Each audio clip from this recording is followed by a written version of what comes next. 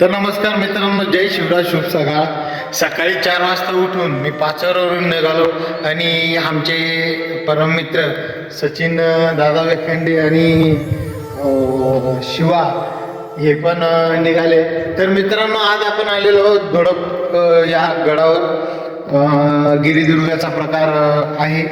अतिशय महाराष्ट्रातील सर्वात 2 नंबरचा उंचीचा गड आपल्याला धोडप म्हणून ओळखला जातो. तर आपल्या महाराष्ट्रात नाशिक जिल्ह्यातील सगळ्यात उंच जर म्हणाल तुम्ही तर नाशिक जिल्ह्यातील नाही, संपूर्ण महाराष्ट्रातील सगळ्यात उंच गड म्हणजे साल्हेर आपण मागच्या याच्यावर केला होता. तर 2 नंबरचा गड करायचा होता. आम्हाला खूप दिवसापासून प्लॅनिंग चालू होती.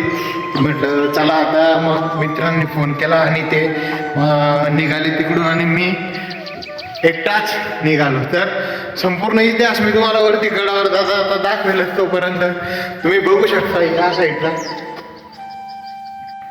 तर मित्रांनो, या गिरिदुर्गाची उंची आहे 4751 मीटर आणि 1469 फूट.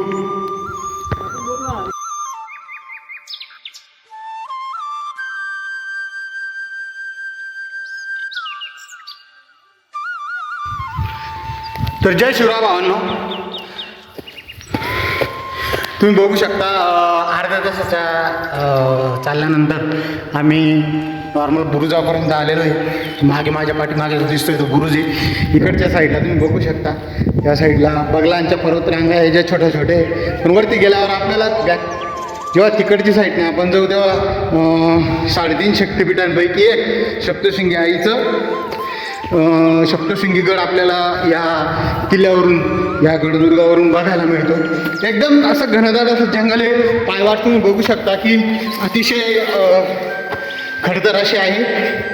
आणि आम्ही हळूहळूपणे अर्धा-पाऊण तासाचा रन कापून इथपर्यंत आलेलो आहोत. अजून वरती चढायचं बाकी. आता फक्त तटबंदी आपल्याला ही जी दिसते अतिशय पडक्या अवस्थेत बुरुज आपल्याला बघायला मिळतो. तर काही अंतरावर चालून आल्यानंतर आपल्याला ही जी समोरून दिसणारी ही जी ह्या वाटेने आपण आलेलो आहोत, ही खालचा जो भाग दिसतोय या वाटेने इथपर्यंत हे जी हिरवट आपल्याला दिसतंय हे झाड, इथं बुरुज किंवा गेट असावा तो समोर जो दिसतोय आपल्याला कॅमेरामध्ये काळा काळा या बाबतीत. तर ही मला असं वाटतं की ही जुना दरवाजाला म्हणजे गडावर जाण्यासाठी पायवाट असावी. पण आपण आता ह्या मार्गाने इथून असं चढून असं फिरून या मार्गाने जाणार आहोत. तर नमस्कार मित्रांनो, जो बुरुज आपल्याला दिसत होता तो बुरुज म्हणजे हा दरवाजा आहे आणि हा मेन दरवाजा आहे. इकडून तुम्ही बघू शकता, इकडून एक पायवाट आहे, इकडून एक पायवाट आहे. तर आपण या गडावर जायच्या अगदी जवळ आहोत आणि हा गेट तुम्ही बघू शकता. आता इथून आम्ही वरती जाणार. बॅक साईडच्या कॅमेराने तुम्हाला वरती दिलेला जो दुसरा जो बुरुज आहे त्या बुरुजा वाटेत आपण वरतीपर्यंत जाणार आहोत. वरती विहीर, पाण्याच्या टाक्या हे सर्व आपल्याला बघायला मिळेल. धन्यवाद. गडाच्या वरती आल्यानंतर अशा प्रकारचे आपल्याला इथे हे लहान लहान घरं बघायला मिळतात, जी प्रॉपर इथे ही लोक पूर्वीपासून राहत आहेत. तुम्ही बघू शकता अतिशय सुंदर. आणि जनावरे पण इथे आहेत, गाई, म्हशी वगैरे. या साईडला तुम्ही बघू शकता हा गडावर जाण्याचा रस्ता आहे आणि अतिशय सुंदर अशा वातावरणात ही लोक इथे राहतात. तुम्ही बघू शकता छोटं दुकान पण इथं आहे.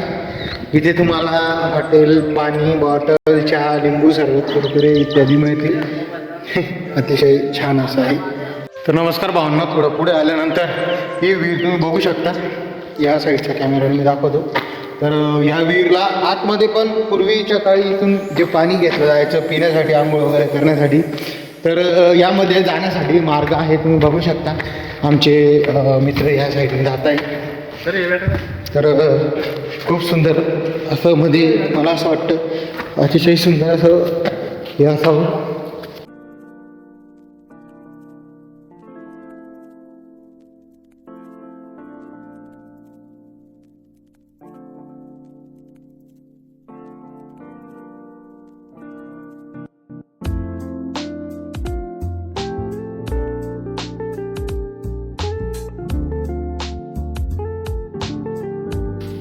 तर मित्रांनो, हीच ती विहीर जी प्राचीन काळापासून आपल्याला दाखवलेली आहे. तुम्ही बघू शकता त्याचं काम अजून सुद्धा अतिशय सुंदर आहे आणि दगडी बांधकाम असल्यामुळे जुना कातळा असल्यामुळे ही विहीर अजून पर्यटकांना इथे येण्यास भाग पाडते. तर तुम्ही बघू शकता, जास्त जास्त खोल नाही पाणी, आपण जाऊ शकतो पाणीपर्यंत. वरती घाण पडले असल्यामुळे विहीर फुल भरलेली आहे. त्यानंतर दुसरीकडे मित्रांनो तुम्ही बघू शकता, तेव्हा आपल्या मित्रांनी जे इथं आलेलं होते पर्यटनासाठी बघण्यासाठी, त्यांनी हे असे नावावर टाकून ठेवलेले. ही त्यांच्या बापाची प्रॉपर्टी आहे आणि ही ते त्यांनी असं समजता जसे येता पर्यटन स्थळ गड किल्ल्यांवर असे नाव बिव करून ठेवतात, जसं की त्यांचे वाडवडिलांनी हे असे शाबूत ठेवलेलं आहे. तर अशी चूक करू नका मित्रांनो, माझी विनंती असेल. तर मित्रांनो बघू शकता, आपण जसं म्हणतो की महाराष्ट्रातला 2 नंबर उंचीचा गड, खाली वाटून काही बघत नाही, पण जसं जसं माणूस वरती येतं तसं माणसाला कळतं.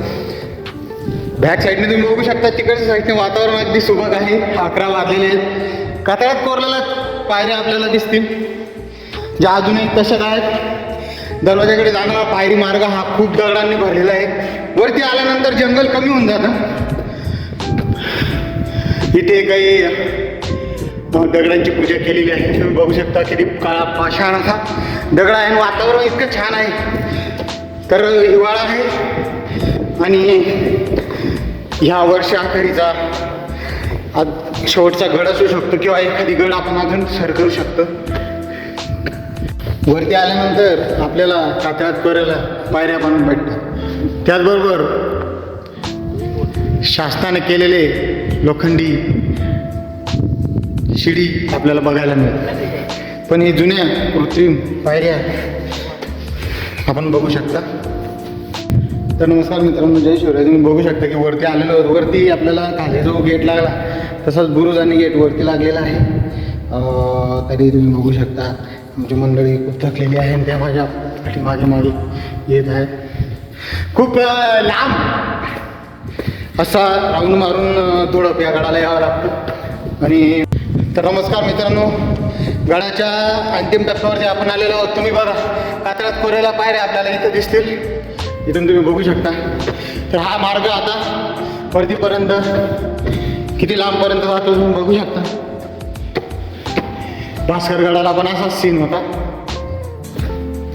हे बघा, तुम्ही बघू शकता किती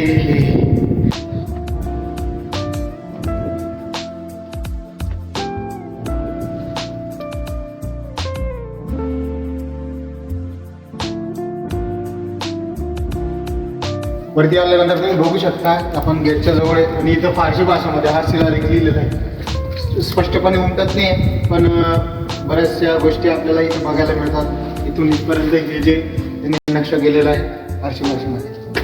हे मुख्य दरवाज्याचं ठिकाण तुम्ही बघू शकता की हे जे आहे, हे जे दिसतंय आपल्याला, हे जे कोरीव काम केलेलं आहे. गेट लावल्यानंतर, दरवाजा लावल्यानंतर इथे मोठमोठ्या पहारी टाकल्या जातात की जेणेकरून आतला माणूस बाहेर किंवा बाहेरचा माणूस आत येऊ शकत नाही. आणि मध्ये तुम्ही बघू शकता राहण्यासाठी ही गुफा. इथं पर्यटकसुद्धा बहुतांश पर्यटक इथं मुक्कामीसाठी येतात. तर मित्रांनो, तुम्ही बघू शकता की इथे राहण्यासाठी प्राचीन काळ हे 1600-1700 मध्ये जे आपले पूर्वज राहायचे, त्या इथे त्यांनी बांधलेल्या घरे यांची पडझड झालेली आहे. आणि इथे एक प्राचीन मंदिरसुद्धा आपल्याला बघायला मिळतं आहे. तुम्ही बघू शकता. थोडं किल्ल्याच्या अगदी जवळच आपण आलेलो आणि इथेच आपल्याला एक पाण्याचं टाकं इथं दिसते. हे तुम्ही पाणी बघू शकता. अनेक अशा टाक्या आपल्याला बघायला मिळतील इकडच्या साईडला. हे तुम्ही बघू शकता इथे की इथं व्हाईटवालं पाणी आणि इकडं निळंवालं पाणी.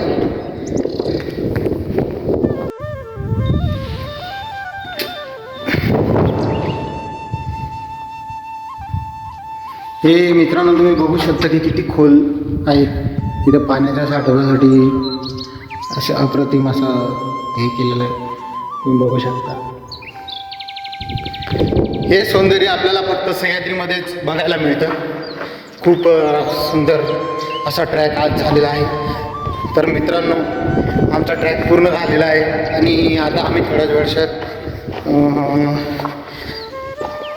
कारण की खूप भूक पण लागलेली, एवढं चढल्यानंतर खूप भूक लागली आणि आम्ही थोड्याच वेळात इथे मॅगी बनवणार आहोत. ते मॅगीचे पण व्हिडिओ मी आपल्या ब्लॉगमध्ये ॲड करेन. तोपर्यंत जय शिवराय. तर मित्रांनो, तुम्ही बघू शकता की इथे पिण्याचं पाण्याची सोयसुद्धा या गडावर आहे आणि एक मंदिर इथे मी तुम्हाला दाखवतो. हे बघा, ही पिण्याच्या पाण्याची टाकी, हे श्री शंभूदेवाचं मंदिर, जे जिथं भगवान शंकरांची पिंड आपल्याला बघायला मिळते. अगदी जवळ जाऊन बघूया. हे बघा, पाणी किती सुंदर आहे. हे पाणी प्यायला पण चालतं मित्रांनो. हे बघा, भगवान शंकरांची पिंड तुम्ही बघू शकता की कोरीव काम केलं आहे. तरी आपण मंदिराच्या आतमध्ये आता जाणार आहोत. इथे बघा, देवाचं मंदिर आहे. तुम्ही बघू शकता इथं पर्यटक येतात आणि राहतात सुद्धा. तरी इथे तुम्ही बघू शकता की देवीचं इथं एक मंदिर आहे. आता सध्या इथे कोणी नाही आहे, कोणी देव पुजारी वगैरे. तुम्ही बघू शकता की इथं किती जबरदस्त आहे. तर नमस्कार मित्रांनो, फायनली आपला धोडप गड हा ट्रॅक कडून झालेला आहे. तुम्ही मागे बघू शकता, आपण लास्ट पॉईंटला आहोत. त्याच्यानंतर तुम्हाला दाखवतो मी की मार्कंड ऋषीचा पर्वत आणि आपली खानदेशची निवासिनी अष्टभुजा आई सप्तशृंगीचं मंदिर इथून धोडप गडावरून आपल्याला दिसतं. सप्तशृंगी गड त्या तिकडच्या साईडला तुम्ही बघू शकता. मी थोडं झूम करतो मित्रांनो, एकदम लाईट दिसेल इतकं काही स्पष्ट दिसतं. आणि समोर जे डोंगर एक नंबरचा दिसतोय आधीचा, तो मार्कंडेय ऋषीचा पर्वत आहे. आणि जे आपल्याला दिसतंय एकदम लाईट व्हाईट जे दिसतंय ते आई सप्तशृंगी देवीचा गड आहे मित्रांनो. आमचा धोडपा किल्ला करून झालेला आहे. तुम्ही बघू शकता, आम्ही लास्ट पॉईंटला आहे. आणि धोडप किल्ल्यावर आपल्याला जे दोन जे नाळं दिसतं ते नाळंसुद्धा मी तुम्हाला दाखवतो. हे ते नाळं जे दिसतं आपल्याला, हे बघा किती मोठं आहे. ते आपल्याला खालून असं दिसतं. धोडप गडावरून आपल्याला 27 गड बघायला मिळतात.